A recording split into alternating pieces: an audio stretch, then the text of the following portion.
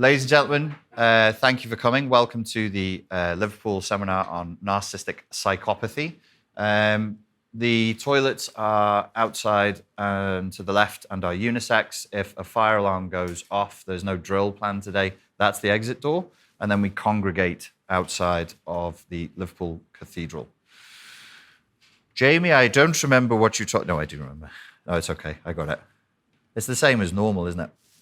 Wonderful. And then down key, isn't it?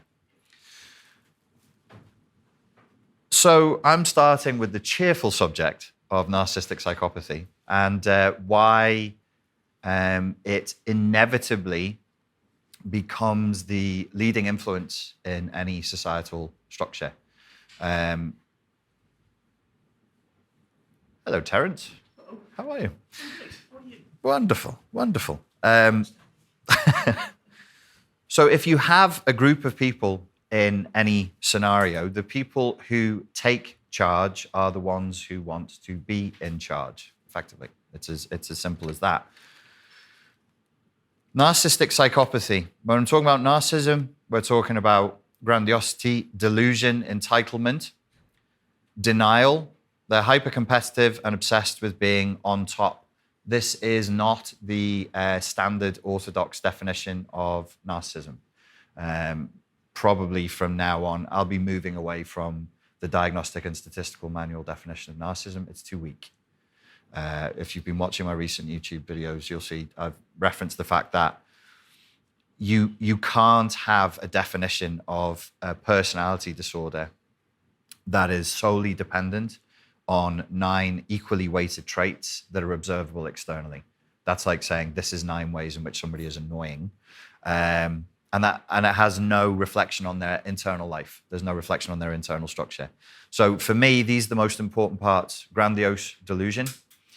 Super entitled, denial. So there is always going to be a twisting and denial of reality with the narcissistic personality disordered person. Nothing penetrates the narcissistic shell without being changed, without being distorted, deleted, and generalized to fit their grandiose delusional worldview. The hyper-competitive element, fundamentally, it's an issue almost of an inferiority complex that they're constantly battling against. So even though they seem very egotistical, it's actually driven by a desire to compensate for overwhelming feelings of shame. You will say, but no, that's a different type of narcissism. There is grandiose narcissism and vulnerable narcissism. And I will say, no, that was a mistake. All narcissism cycles through grandiosity when elated, when supplied, and through periods of vulnerability when under narcissistic injury or when the supply starts to deplete. They're obsessed with being on top. So they can make competitions of things that are not competitions and frequently do. And that's a recognizable pattern where you could say, okay, I'm dealing with narcissism here. I actually believe it's probably going to make more sense in the long run in terms of diagnosis to consider narcissism a subtype of psychopathy. But for the sake of this talk, let's pretend they're 2 different things that can be comorbid. When I'm saying psychopathic, there is argument inside of the psychiatric literature about this. I'm going with the people like Hare who say they need to be criminal. If there's no criminality, I don't really believe we're talking about psychopathy. It's boundary breaking. It's very, very goal-focused. It's Machiavellian, which means they believe the end justifies the means. So you could say, well, where's the lack of empathy? We should be talking about the cruelty. I think the cruelty and the lack of empathy is secondary to a worldview that says the end justifies the means. I matter. You don't matter.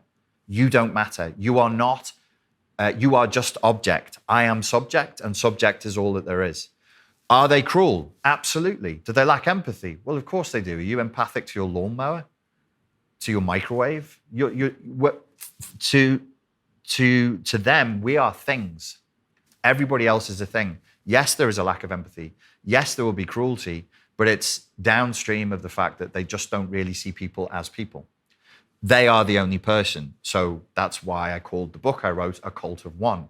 They truly delusionally believe they are the central focus of the universe, just like a 2-year-old would, because it's an infantile defense mechanism.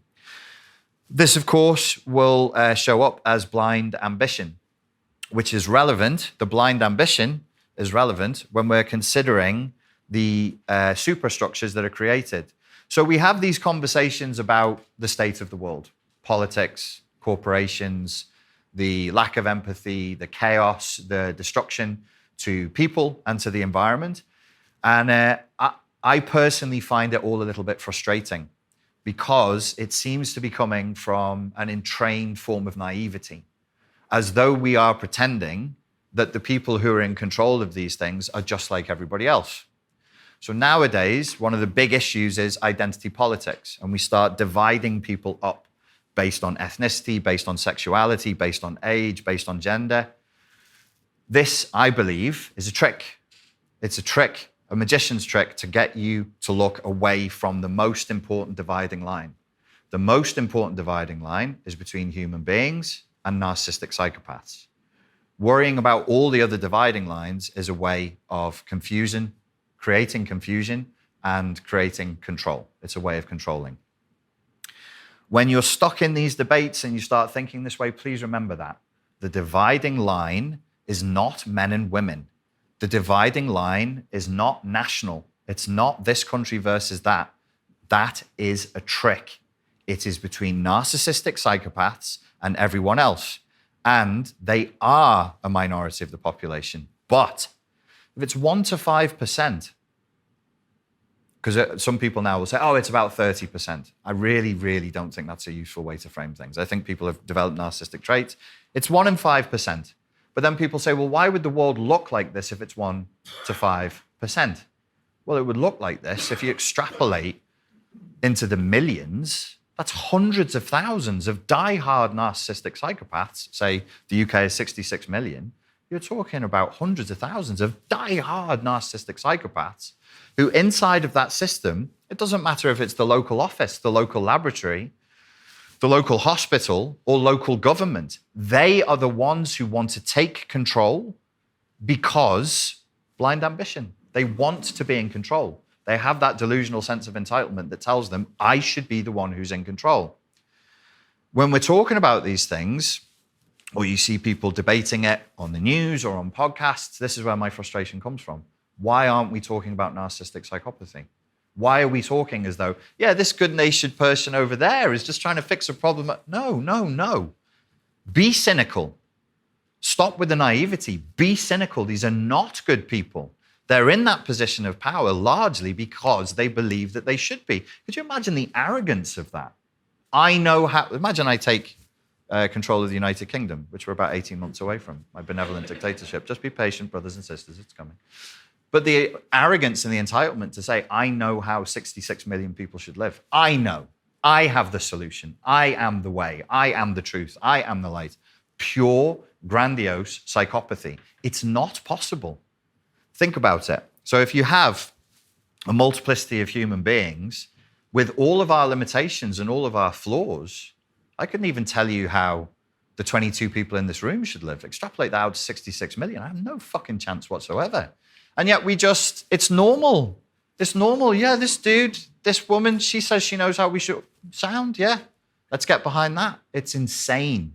But we do it because we've always done it. We do it because our parents did it. And they did it because their parents did it.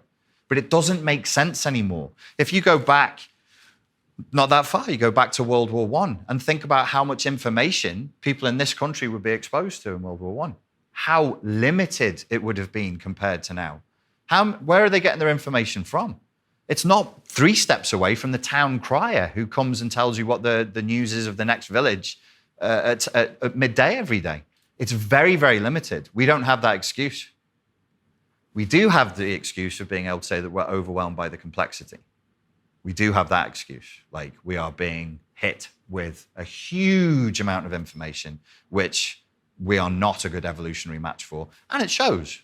It shows. People are confused, they're agitated, they're anxious, they're depressed. And some of that is just information overload. So even if it is only 1 to 5% of humans, which I think it probably is, that's still easily enough to overwhelm a system and to create total systemic collapse across a long enough timeline. I think there's a chair over here. You may not ask anything. but you will be allowed to ask something. This is a dictatorship. No democracy here. Don't you all feel better when it's just a dictatorship? Don't you just feel a part of you? Oh, thank fuck. That democracy thing. God. All that responsibility. Yes, you fix it for me. That's good.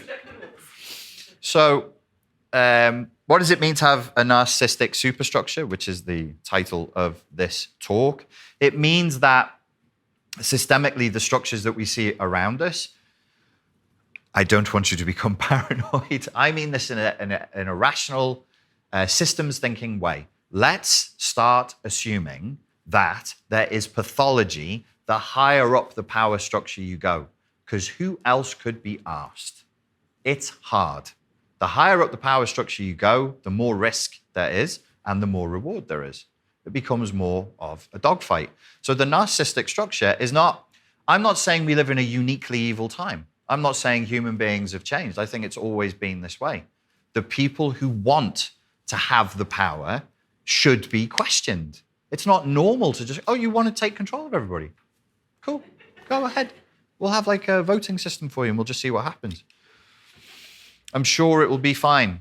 So, wall of text here, sorry about that. When we're talking about systems thinking, just briefly, systems thinking is a holistic approach to understanding the interconnectedness and interdependence of components within a system. It involves looking at the system as a whole rather than focusing on individual parts in isolation. You don't hear much about systems thinking. When I went to university, as I've told you before, I didn't know that I would be compelled to study psychology as a science, which I hate, and Mr. Ed Dutton loves. This is why I need to speak to him, so he can help me with it. But one of the modules that we did was systems thinking. And I thought it was a very, very useful way of looking at the world. So it's got nothing to do with blame. It's got nothing to do with any moral judgment. We're just asking the question, what kind of systems are we creating? And by doing that, you can gain a deeper understanding of complex problems and identifying underlying patterns and structures with a view to fixing them. So I'm only going to read two of these out to you. The narcissistic supersystems, one of the things that we know from systems thinking that is going to impact the way the systems we're creating are, a very, very important one is interconnectedness. So if you have high degrees of pathology inside of a system, if the system is interconnected, where the narcissistic people hold positions of power, their behaviors and decision-making can have ripple effects throughout the entire system. Does that make sense? You have a highly narcissistic, highly psychopathic person at the top of an interconnected system. Their pathology, their worldview will be a contagion throughout the whole system. This is what I think we're struggling with now. People say, why is there an explosion of narcissistic traits at the moment? Some people say an explosion of narcissism. It really isn't an explosion of narcissistic personality disorder just yet. It could be. It's because the people who are in charge of how we view the world, they create the ideology. They create the, is it episteme or episteme? Episteme. So the episteme of any time is the epistemological way of how we know what is true. So another way of saying that would be the reality tunnel, the frame of reference. Who's creating our frames of reference? We argue inside of frames of reference without questioning what the frames of reference are. That's a human software fault. It's nobody's fault. It just comes with the territory. A frame of reference is given. A really good way of brainwashing people and controlling people is to give them a choice within a given context without describing the context itself. Would you like red or blue? I guess I need to choose red and blue. How about asking why I've only got these two fucking choices? And who set this system up? No, I asked you red or blue. That's a really easy way to confuse people. And it's not natural, I don't think, or spontaneous for most people to say, well, where's this question coming from? Who created the context for this question? So my suggestion, my hypothesis, my claim would be the ideological coordinates that we're faced with on a daily basis, from the moment you open your eyes, are narcissistic and psychopathic because they're created by narcissistic psychopaths. The way you switch on your phone, the way you put on your TV, you put on the radio, it's all narcissistic psychopathic coordinates. What would you like to buy today? What's your opinion on this? Why is that the first thing I'm being hit with? First thing in the morning. What's your choice? What's your opinion? How do you consume? Would you like more of this or more of that? How about fuck off and leave me alone? How about I can just go outside and listen to the birds sing for a minute before I get hit with waves of righteous indignation, rage bait, things that are trying to wind you up and get you to feel and think a certain way. It's all narcissistic psychopathy, and it's not for you. That's why I said the dividing line is between narcissistic psychopaths and the rest of humanity. It doesn't serve you. The people who create these systems are not sat at home thinking, how can I make you feel emancipated and human and have your dignity today? They're thinking, how do I harvest you? We're not slaves. We're not even slaves. We're the crop. We're way past enslavement now. We are the crop. So the next thing that you will get in these systems is feedback loops. Narcissistic leaders may create feedback loops that reinforce their behavior. For example, they may surround themselves with individuals who enable their narcissism or suppress dissenting voices. Do you see any suppression of dissenting voices today? A little bit worried, just a touch, petit peu, about what you might be able to say, about what the Overton window of acceptable narratives and acceptable dialogues and acceptable debates are. That is a narcissistic feedback loop. And its purpose is to control. Its purpose is suppression. Its purpose is oppression. It's not to emancipate you. It's not to free you. And so you can think about whatever it is you want to think about. It's so that you learn to police your own thinking so that nobody has to police it for you. Impact on culture, I've covered resilience and vulnerabilities. So systems thinking can help identify the resilience and vulnerabilities within a power structure affected by narcissism. For example, a system heavily reliant on a narcissistic leader may struggle to adapt to changing circumstances or may be particularly vulnerable to the negative consequences of their erratic behavior. This is a little bit more frightening.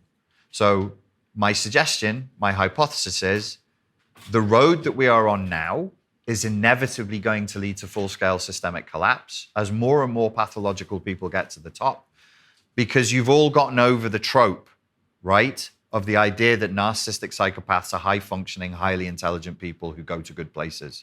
I hope. That's not how this works. It's a self-destructive pathology. And if they can take over a nation, they'll destroy the nation with them. You can think of historical examples of that. And you'll have people say, oh, well, I wonder why he destroyed his entire nation. Pathology. Pathology. It's easy. It's really simple. There's nothing to debate. There's nothing to think about. The dude was sick. He got exactly what he wanted. I would claim. That was the end goal. To sit there all butthurt going, the German people, they let me down. How could they? Pff, that was the end goal. That was his fantasy. It sounds sick, right? Dude wants to shoot himself in a bunker. That was his ultimate fantasy. You all abandoned me. Imagine that. The pain, the money, the time, the lives wasted to fulfill a pathological fantasy. We're not past that. If you look at the wars that are happening now, I would love to believe there's a dark conspiracy behind it. I would love to believe there was an intent and evil people, dudes with hoods, like chanting round candles, making this stuff happen. I don't. I think it's a mess. I think it's a mad scramble to desperately hold on to economies that are crumbling. It's an effort to inject something into zombie economies to keep them going. They're kicking the can. I don't think they have a plan that extends beyond 18 months, genuinely. The world powers, next 18 months. How can we keep this going and just keep it going another 18 months, which we'll come to in a second. So when we use systems thinking, we can see without political bias, without identity politics bias, it's humans ruling humans, and that's what we want. I don't want to be in charge. I don't know if any of you want to be in charge. I can't be asked. I'd rather go to the gym. It's a hell of a lot of responsibility. I don't want to do it. But then we have to look at what happens inside of powerful structures. Power feeds itself. Power is its own reason. Power is its own justification. Why do people take power? Because power loves power. It becomes a blind beast. Once it's gone into a system, once it's gone inside of a structure, even the pathological individual, or to be fair, there is no such thing as an individual who can take over an entire country. It's a pathological individual with maybe 10 to 12 people around him or her or assisting. Once they've created that beast, I think it's clear historically that there's evidence that that gets out of control. They're no longer in control of it. They're at the behest of the beast. Does that make sense? You've got a system. It's blind. Like your bank has its own purpose. A corporation has its own intention, and no one person can stop it. So instead of anybody having the humility to admit that and saying, oops, we've created something that's now out of control, they just keep pretending that they're in control of it and just let it continue to run. There will always be a leaning towards dark tetrad in any power structure. So you've got psychopathy, narcissism, sadism, and Machiavellianism. The sadism is a little bit of a controversial topic. Personally, my suspicion is the sadism is there because the people who have these pathologies were kicked around and dominated as children, and now they're angry with the world. They're pissed off, they're frustrated, and they're coming for everybody. So that's where the sadistic element comes in. The truly destructive side, where you see this destruction, where you think, God, if that was your intention and that was your objective, why were you so bitter? Why are you so vindictive? Why are you deliberately targeting civilians and letting the world see you do it? It's sadism. And let's not be naive about it. Let's just say it was a mistake. A mistake? You've been making the same mistake for the past 15 years, again and again and again and again. Come on, like once is a mistake. Like we're at the 250th case here. It's sadism, it's frustration. That's human nature. It's not even a condemnation. There's no point making a condemnation. That is what humans do under situations of high stress. They become more and more psychopathic and eventually more and more sadistic. So there'll always be a leaning towards the dark tetrad in any power structure. The higher you go in the power structure, the more dark tetrad you will find as the ambition, resistant environmental pressure increases in positive correlation with risk and reward. Does that make sense? The higher up you're going, the more dangerous it is. So if we're going to climb, we have ambition. The higher up the power structure you go, the more dark tetrad people you're competing with. So you nice people, I can compete with you and I'll probably win. But if I go to the next level, the 22 people I'm up against, they're not going to be so nice. The next level above, they're getting sicker and sicker and sicker, if that makes sense. As the risk increases, so the reward increases. So the higher the reward and the higher the risk, the crazier you have to be. You've seen people fall publicly, right? It doesn't look very nice. Politicians who get caught out doing this, that, and the other thing, celebrities, it's hard. It's really, really tough. The reward was high, the risk was high. So the pathology, I claim, generally has to be greater the higher up we go. So the fantasy that I think we all carry in this talk, I'd like to push back against because of the frustration that I have because I'm middle-aged and grumpy. When I hear people talking about this, I'm like, why can't you see what's really happening here? Is we're starting the conversation, I believe, from narcissistic, psychopathic, gaslit coordinates. We live in a civilized world. This is a democracy. We're a modern first world democracy. And we live in a meritocracy. The people who rise to the top are the ones who are the most competent and qualified. I'd really like that conversation to stop because it's getting on my nerves. That's clearly not what's going on. And we should stop speaking like that because it's confusing and it makes things take too long. Any change, any genuine chance of an actual change, a real systemic change cannot take place inside of these kinds of dialogues. It's impossible. It takes too long because we're reasonable. We're nice. We're nice people. You've got to think first. You have to have a Socratic dialogue first, and then you slowly create systemic change. Narcissistic psychopaths do it like that. They do it while you're not looking. They're moving faster. The reptile is moving faster than the mammal. Again and again and again and again. The lizard people are taking over. Queen Elizabeth. I saw them drink the blood of the poor. So the darker reality is, in my view, is this is all very new. Civilization, in terms of human evolution, is very new. This level of complexity is incredibly novel, and it is fragile, and it is experimental. we should not rest on our laurels. We should not assume that this is anything more than a blip. We should not. If we don't fight for this actively and aggressively, we could lose it. We really could lose it. And I think it's good to have that bit of adrenaline, that bit of fear, that bit of urgency to say, okay, we shouldn't assume that because this is all we knew, it's all our parents knew, and the people who knew the real horror, I think they're all dead now. They're gone. And they didn't really have the emotional literacy and the verbal fluency to describe to us what they went through, because they believed it was better to be stoic and quiet and just not say. But they saw it. They saw it. Our parents didn't. The boomers didn't. The millennials, Gen Z, we didn't see it. Gen X, we didn't see it. But it is a novel and fragile experiment. I believe if we don't resolve the narcissism question, it will be a phase. That's my claim. We are on a path to certain destruction because we let the most pathological get in power. They're grandiose and delusional and self-destructive. And if they can't win, they will take everyone down with them. Everyone. Quite happily. Because they're the only person who exists. We, the rest of us, are of no consequence. Our surface level life appears more domesticated, and in many ways it is, but the power structures choosing the boundaries of our freedoms are as barbarous as ever. The people who are really in control, the coordinates they're using are coordinates of absolute barbarity. They just wear suits. They don't club people to death in the street. Well, they have someone else do it for them if they need it. But it's still just as barbarous. And that's the way the conversation should be taking place, in my humble opinion. Who is in charge? Whoever dares to fight their way to the top and is cunning or lucky enough to not get destroyed in the process.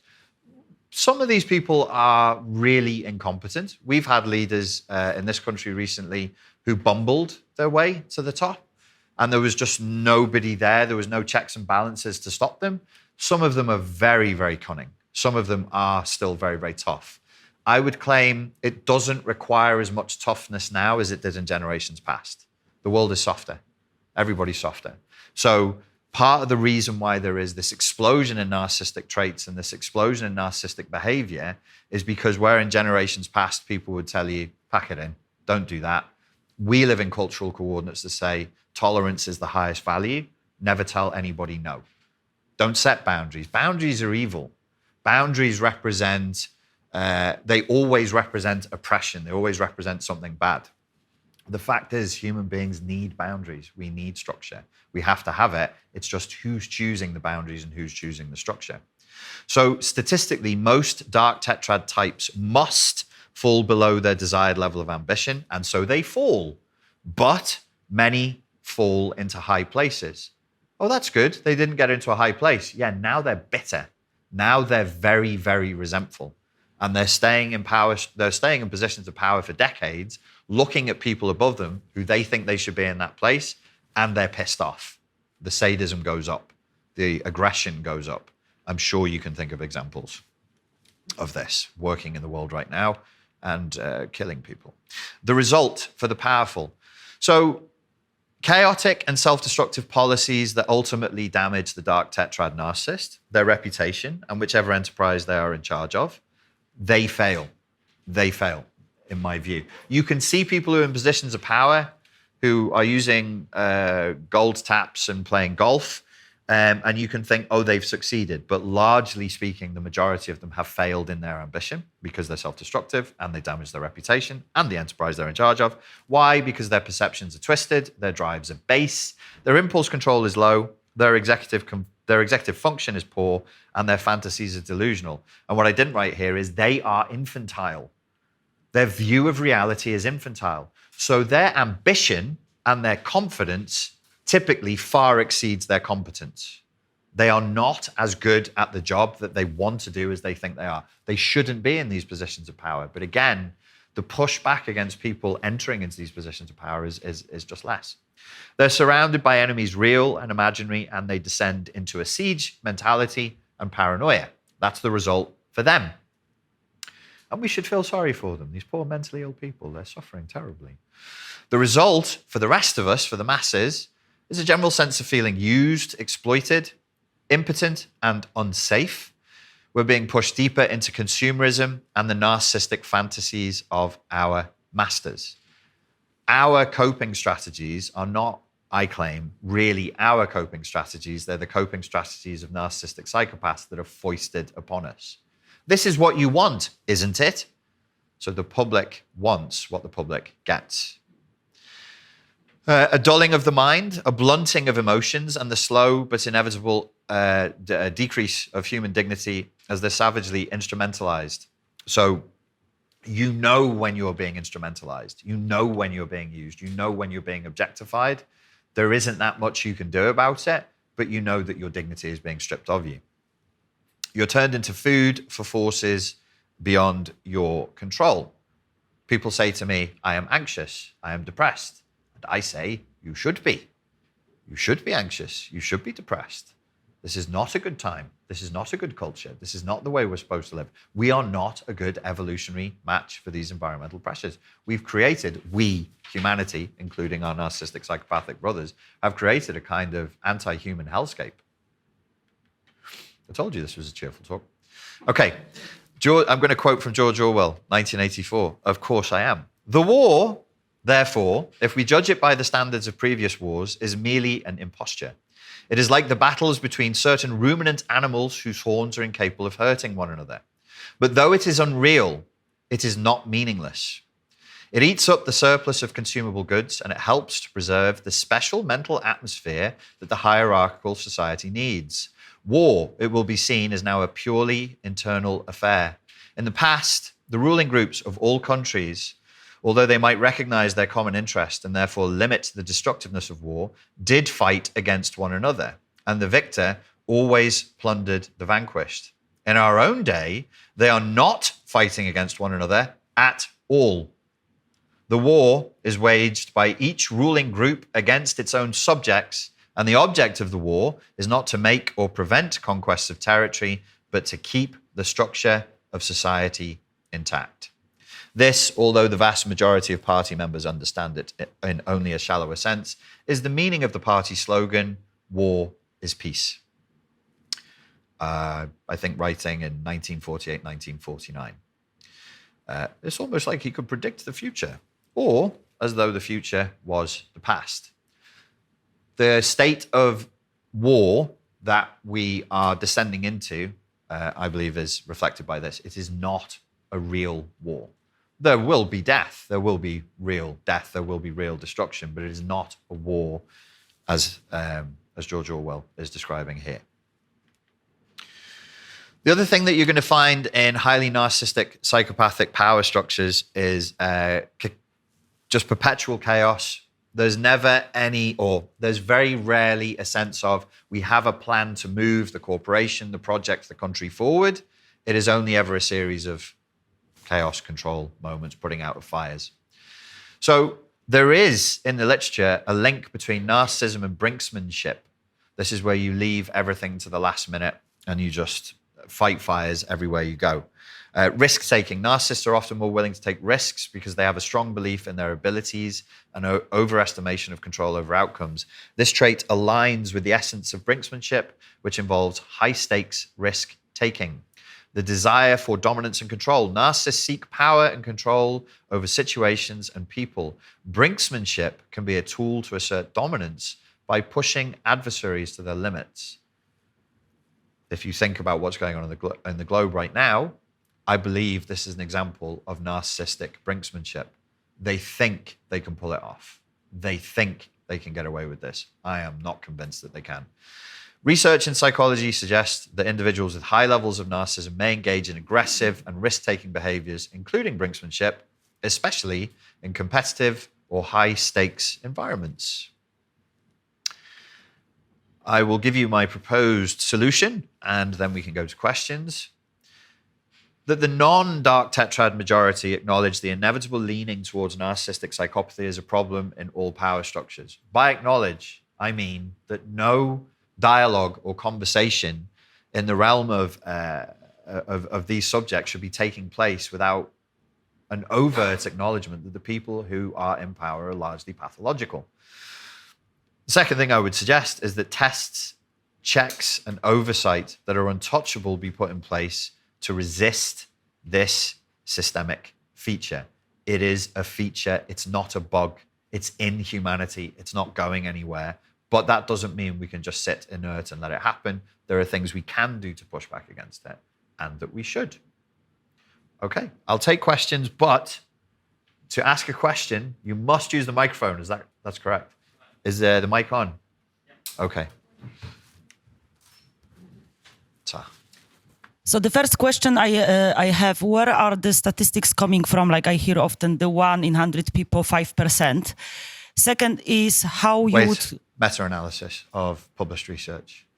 But it's questionable because the way that different research defines psychopathy and narcissism differs between researchers. So that's where that 1 to 5% comes from. Okay. Second question is, now I haven't finished my question because I was listening to you. How would you compare individual to the system? Because when I looked at the description, when you said about the chaos, last minute risk-taking, it very much reminds me of an individual being in a toxic relationship, like talking about a human being as a system, like we all are systems. How would you compare the similarities between individual situation and system as a whole are affected by the toxicity of people? Generally speaking, they map over directly. Okay. So if the individual, let's say, the individual has a grandiose, delusional sense of themselves and of reality, then the business, the corporation, the nation that exists under them is the same. It's grandiose and delusional. And the people then take on that grandiose, delusional sense of whatever the enterprise is. I think it maps largely. I will have to think about it more because this was a new thought for me, which you presented today. And last thing which I wanted to ask you, maybe not last for today, but last for now, is you use the word that the people are softer. Yeah. And it's something which is shocking me. Weaker, softer, but I observe it. I got a daughter who is 22, and all the young people I work with, it always shocks me. They take off all the time. They struggle with problems. They seem to be unable to deal with a lot of issues. And I started asking myself why. And then I started studying the PTSD just because of personal situation. And me personally, I came out to a conclusion that people got no chance to recover. This is not so really they are weaker, but because they are bombarded non-stop, they get into the loops of being in constantly distress, and it makes them weak because they have no time to regain the strength to react to all this fire attacks. So maybe way forward would be to find a way to disconnect yourself from the system. Like on individual level, if you disconnect yourself from social media being bombarded, you gain the time to get stronger, and then you can see the things from the distance. Yes, and you we can should probably fight, stop telling children that they're weak and full of mental health issues. Like I would say that, we should probably start telling children that they're strong and resilient. Not only tell them, but also make them aware that they need to jump out of the system, of the impact. Yes, because then it gives the strength, It's like, and in the system, disconnecting yourself from the system would give you the strength after to attack. What are you talking about, you idiot? 100%. I disagree with you. 100%. 100%. There's a talk I'm going to do later where we'll cover that. Any other questions? Yep. Thank you. I'll start with the last thoughts that you made. They think they can get away with it. They think they can get away with it, and they're right. So my question is, because there is more than obvious that there is dynamic cooperation between psychopaths and large number of people in the social structure who are basically maybe on what you call on the spectrum, and the spectrum of what? Spectrum of narcissistic. Keep the mic close to your mouth. Oh, the narcissistic traits. Okay. So there is some kind of vulnerability to cooperate with psychopaths. Yeah. Because it can't be from 1% of people to have such an influence all over the social structure. So there must be a great number of people influenced by that. And they kind of reproduce their impact throughout the social strata. They follow. They're followers. They follow, yeah. They follow the influence of an influencer. So the case is, I don't come from psychology area. I come from communication studies and how we create communication systems. So for me, I'm really interested about how the systems are created and how we contribute with communication or not communicating enough to produce or to leave systems to be created by other people. So when you have such a strong influence and such a big number of people who do stereotype other people to exclude them if they say something, how can that another part of people who are aware of things call people out so they can't get away with it? Because how you call person out is to say or to call somebody with name and surname. And everybody has name and surname to call him out. You're losing me. Oh. Okay. So if you want... Try and make it like, surmise what you're saying into a question. Okay. If you want that a person can't get away with it, you need to call him out with a name and surname. Yes. Yes. When you do that, you What trigger... happens if you just use their first name? You trigger what you call a rage. Yeah. And that rage, if you call out a psychopath, yeah. he starts to use all the connected people.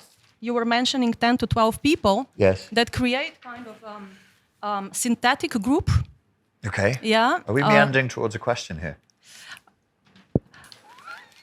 What happened, for example, to Assange? What happened to people that call people out and then get so prosecuted? Narcissistic, psychopathic institutions crush them. So how, for example, if I call in my everyday life people accountable for, I don't know, in the company that I work, in the building where I live or wherever, not to exclude me, not completely overwhelm other people with their manipulation. How to start building a legal institute, because this is not, we are not talking about communication anymore, but yeah. really mobbing. Yes. Mobbing. I understand. I think I know where you're going. Okay. I can't really answer that question. Building legal institutions is not something I can do. But I'm sure there's good people out there who will be able to answer that question for you, legal experts, etc. There is. We are going to have to move on. Okay. Yeah. Was there any other questions? Yeah. If you just hand the mic over, please. It's just a quick one. You mentioned ambition resistance when you were talking about the dark triad, and I just wondered, what is ambition resistance? Yeah, I did a long sentence, and I was happy with that sentence. I thought it was dead clever. I wrote it and then I read it back. I was like, "Oh, that's good." That I was saying the environment is resistant to. So if I'm in the power structure, and Terry's in the power structure because he's a narcissistic psychopath. Look at him, proper scouser. And you try to come up, and we see you coming up. We're resistant to your ambition. So as you go higher, it's like with the altitude change, there's more pressure down. It's like get back down. Whereas if you're at a fairly low level and you want to jump up, yeah, go on. That was what I was trying to say. So there's the environment that was ambition resistant. There's a hand up over here. If you just pass it down.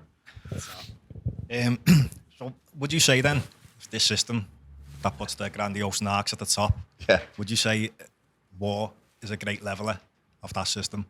War is a leveler? Yeah. Well, it depends on what you mean by war. There's Jordan Peterson out there. Depends what you mean by simply. So the way George Orwell defined it, his version of the fake war, no, it would keep it in place. It wouldn't really be. The leveler would be revolution. You'd need a revolution, and it would. I don't know how it would. It would probably be violent, like most revolutions are. And then once the people who had committed the revolution got into power, the narcissistic psychopaths of the revolution would then take control, and we'd have the same problem again. It's a self-replicating virus. Any other questions? You got plenty? Yes, you do. Thank you. If you just pass it down, thanks. When you were talking about the percentage of narcissistic psychopaths, it was between 1% and 5%. But it could be higher, I mean, this number, if everybody would get diagnosed and we would have like an overview. I guess it could be higher, right? It depends From my opinion, it is higher. Okay. From what I've seen on the TV and everything. All so right. I think it could be higher Okay. than that. Thank you for that statement. No, I was asking. Do you think? Do I agree? Yes. I follow the research. You're seeing a lot of narcissistic psychopathic traits, but to have a full-blown personality disorder, it really requires either a heavy genetic loading or very, very specific childhood trauma. You can have a very narcissistic psychopathic society with 1 to 5% is a huge number of people. This is a very, very, it's not like other pathologies. It's not like other personality disorders. And it really forces people to engage in cult-like behavior. So if you have 1 to 5% of people who are creating a cult that demand that the people around them unconsciously follow to some degree that cult, yeah, you'll see there's plenty of narcissism around. But actual full-blown personality disorder, I don't know. I wouldn't want to be an alarmist. So there's people, you've probably seen them online, they'll say it's 20 to 30%. Yeah. Look, believe me, if 20 to 30% of people around us had full-blown narcissistic personality disorder, we'd be in our bins right now. We'd be fucked. Yeah. So yeah, they're highly narcissistic, but it's a very low-functioning personality disorder, ultimately. So. Okay, thank you very much. You're welcome. Anybody else? Yes? Oh, sorry, there's a hand went over there. Such revolutionary violence. I'm just curious. I don't know if this is on. Can you hear me? Yeah? Do you have any tests, checks, and oversight that are untouchable that you know of that will work? Do I have them? Well, not you personally, but... or if you do, yes. Well, we have... In other areas, we have tests. You can't drive a car without a test. Yeah, but how do you test for blind ambition and greed and power and control? We have tests for that. We have psychopathy tests. We have narcissism tests. So it can be it's very rare for a narcissist to be willing to get diagnosed. What makes you say that? How do you know that that's true? I guess I don't. You don't. People say it. I've heard a lot of people say it. Narcissists love talking about the fact that they're narcissists. If you look at the single inventory narcissism score and the way that research was done, it showed us that actually people who are very, very highly narcissistic are perfectly happy to say, yeah, these are the things I do. I am entitled. I am special. Yeah. You're damn right I'm special. And then that correlated positively with a bigger, more extensive test for narcissism. Yeah. So I don't, unless we've tried it and we say, listen, we gave everybody the narcissistic psychopathy test and they just blagged it and they got through, oopsie, that at that point you would say, okay, we need something else. But we haven't even tried. We're not even close to trying. We don't even acknowledge that it's a problem. It's not even a part of the conversation. Yeah. So we must, I would think, as a species, try to resolve. It's like having a virus, and it's to some degree it's contagious because if they narcissistically abuse and psychopathically abuse people, the behavior can continue on. Yeah. Yeah. Anyone else? You can if nobody else does. Anyone else? No? Okay. Thank you. I just wanted to come to the summary, to the proposed solution in practical terms. How do you imagine it can be changed, that people acknowledge, because the majority is not NPD or psychopaths, but they live, not seeing it because they are part of the system. So what are the practical terms, education or whatever it is, social media?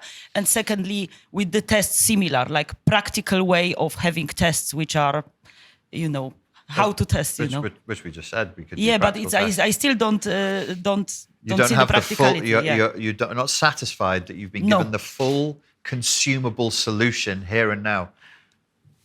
Dr. Paul Taylor is friends with Mr. Slavoj Žižek, and he has a beautiful answer to questions like this. I am a philosopher. It's my job to ask questions.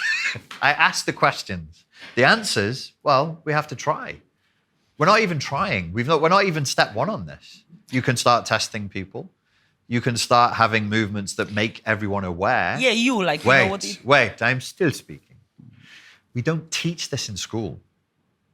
We are facing a pandemic of a pathology that destroys people's lives, and it is mentioned not once in school. I did a psychology degree. It was one 15-minute section of an elective module. I did 3 fucking years of study. Nobody talked about it. Do you think we should start there? Maybe? You know, there's the idea that like if we don't have a boil in the bag solution today, we should give up. That's crazy. We should try. Hello, folks. If you enjoyed that and you want to watch all of the seminars from that day, where I talk about narcissistic psychopathy and political power structures, you can join my community over on richardgrannon.com. Thank you.